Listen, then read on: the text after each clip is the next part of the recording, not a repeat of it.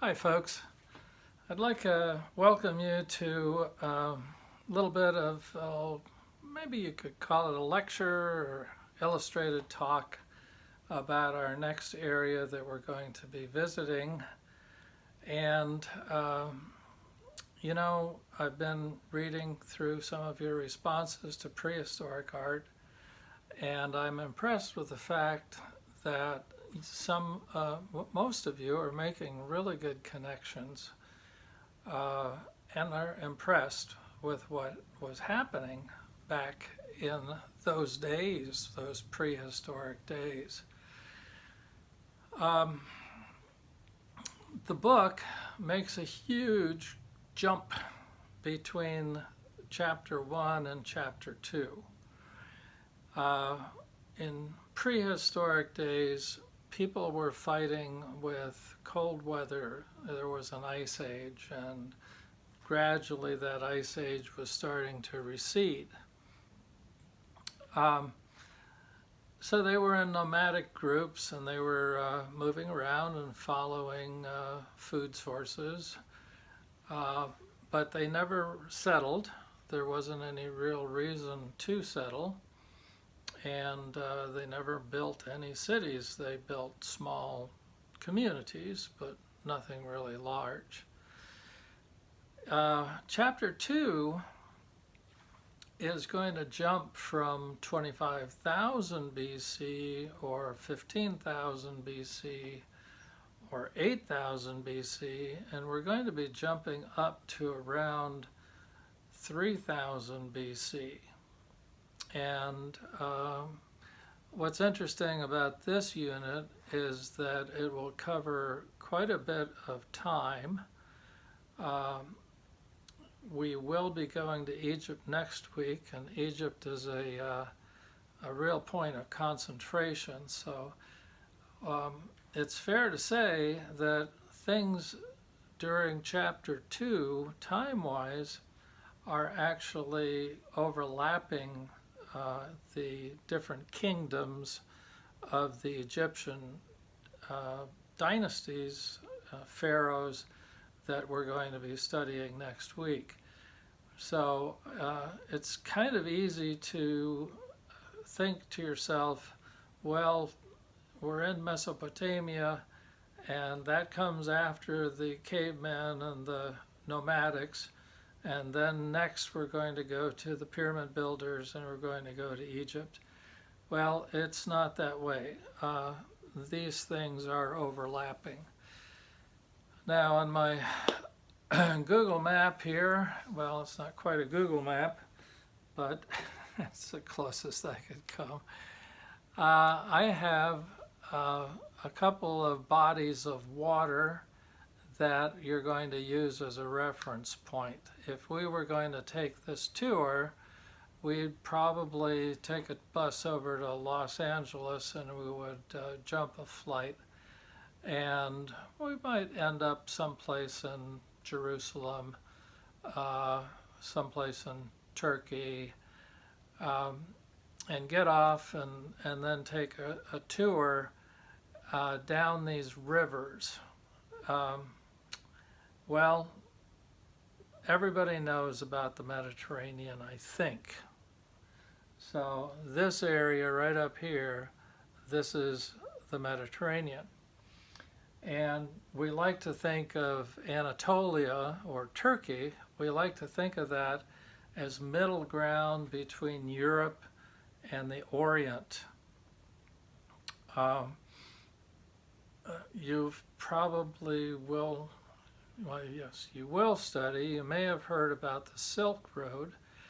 And the Silk Road was a trading route that started in China and ended up on the Indian subcontinent over here. And then from there we had the middlemen, and the middlemen were the camel caravans that would take the merchandise that Europe wanted, the spices and the silks, and bring them across the deserts. This is desert area in here. bring them over here to the Mediterranean, and then sail them up into ports like Venice, and then they were distributed. So when we talk about the Middle East, we're talking about a section of the globe that's in between Asia and the European continent.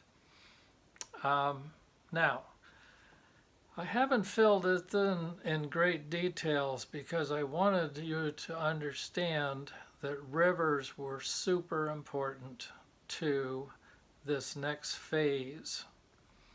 The world was warming up, and what used to be in the North Africa, what used to be savannas of grasslands where food source, deer, antelope, and these sorts of things were running around. Well, they started to become desert as the ice receded and the earth got warmer. Rainfall was decreased, and that was the type of global warming, and we're making our own global warming these days. So the nomadic people in the deserts, and over here, this is all desert area too. This is all pretty much sand and not too much. There's some mountains in there, but very deserty. Those nomadic people were forced, the water holes dried up, and those nomadic people were forced into living along these rivers. So if you're thinking about how civilization got built, you've got to think about rivers. In China, we're going to find out about the Yangtze River as kind of the birthplace of Chinese civilization. In Western tradition, European tradition, we have to talk about these Tigris and Euphrates rivers here and the Nile River over here. So I'm not going to decorate the map with this. There's a map in your Ravel text, and you can study these rivers. But the water in the river is a magnet to draw all of the nomadic people towards the river, and then somebody had the bright idea of domesticating a few animals. Let's have some chickens, let's have some goats, maybe even we'll domesticate some donkeys or some burros or some horses. And so agriculture was born. You've heard about the flooding in the Nile River Valley. Every season that the river flooded, it acted like a huge rejuvenation of the land that surrounded the river. And when the floodwaters receded, what was left behind was nutrient-rich soils, and then the farmers could go out and plant their crops and harvest their crops before the next flood. So it was very important to these agricultural people to understand the seasons. The Mesopotamians, okay, so we will be going to Egypt, but right now we're a little further to the east, and the Mesopotamians over here are going to be known for their mathematics and their studies of the night sky and astronomy and calendar building. So some of you were impressed with the fact that prehistoric man seemed to be very intelligent. The people in the Tigris Euphrates, the cradle of civilization, the people in there were super sharp, and they, you know, they would be happy to run the same computers that we're running these days. They may have a few glitches with it, but they had the means to be able to do that. They figured out an awful lot of interesting math. By the way, a lot of that got usurped by the Greeks when the Greeks came along and took it over as their own learning, and the philosophers said that this was our philosophy, when in fact some of that came across from the Middle East. Now, because this was fertile land, and because there were so many people in it, we started to get social organizations. We started to get laws. Hammurabi's code is a very early form of law.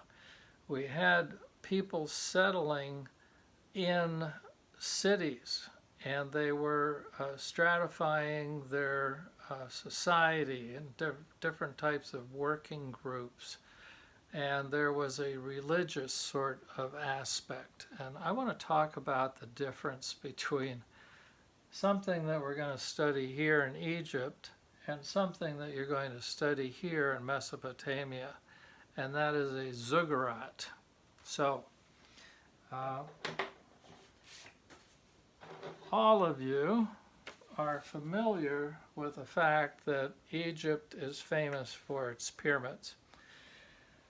What we'll find out is that on one side of the river we have the city of the living, and on another side of the river we have the city of the dead.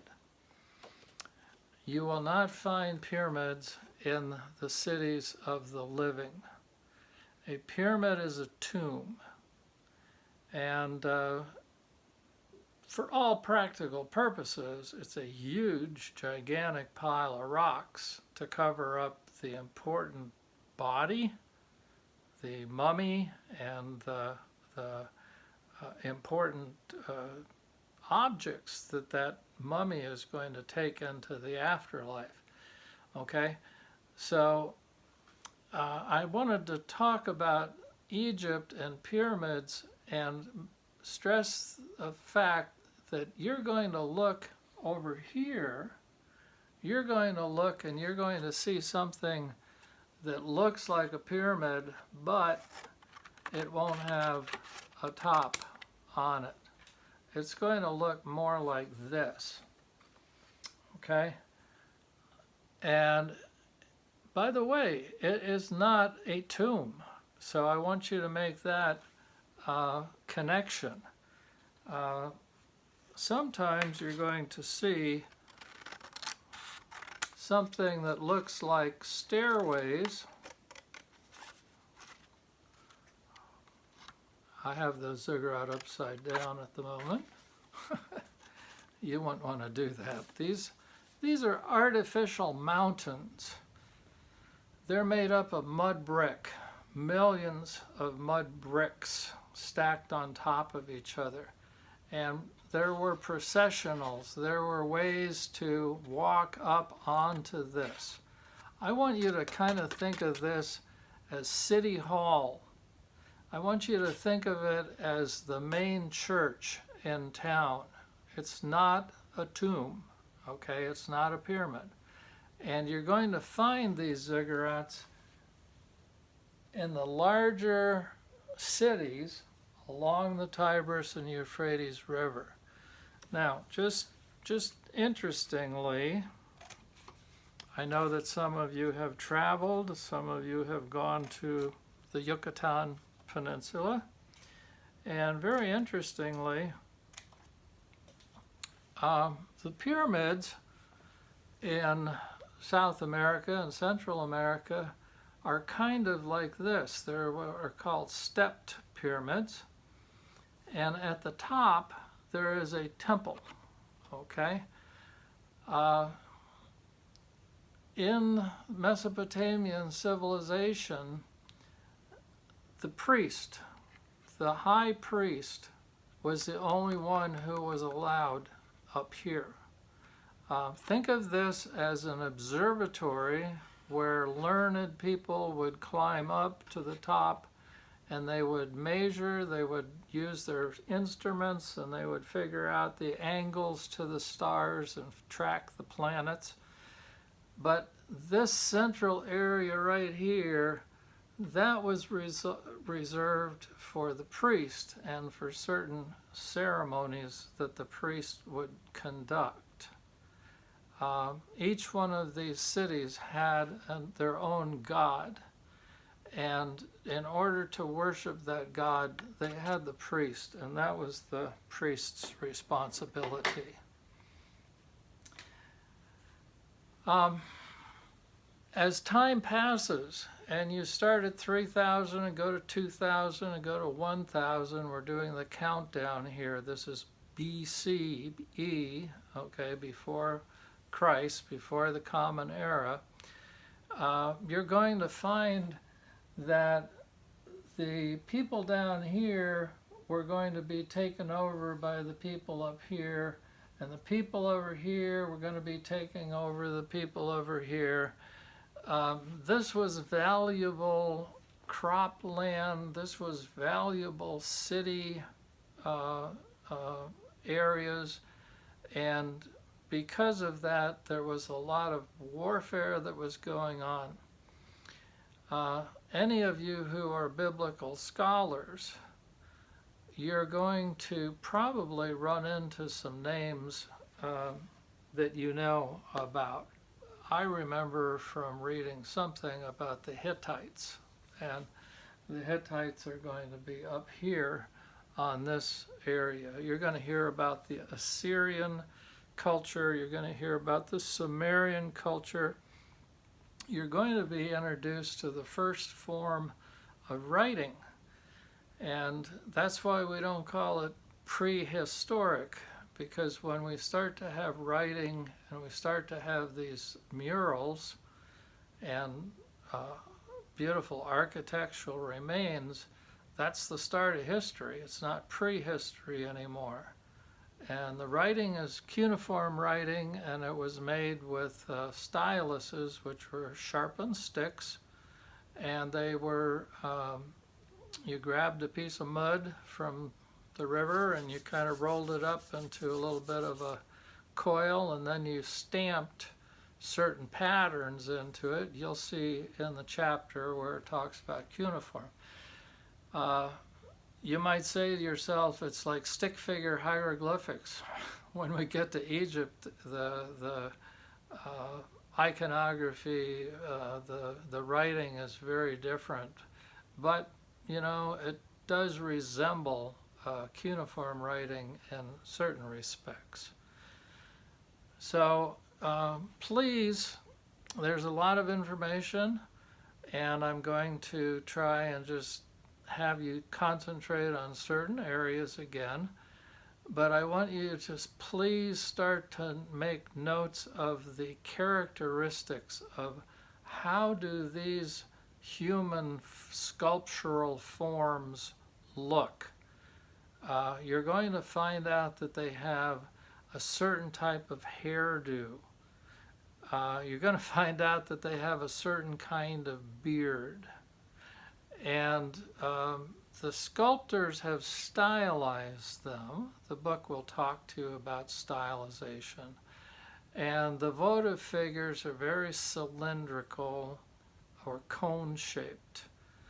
And they have a real different look than what we're going to see in Egypt.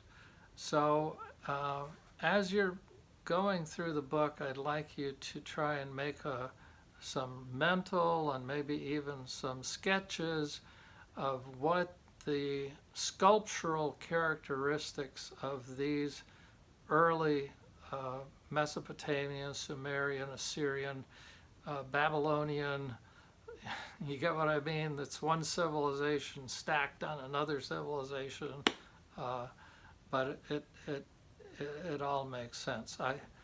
I keep saying to myself, will the Middle East ever find peace?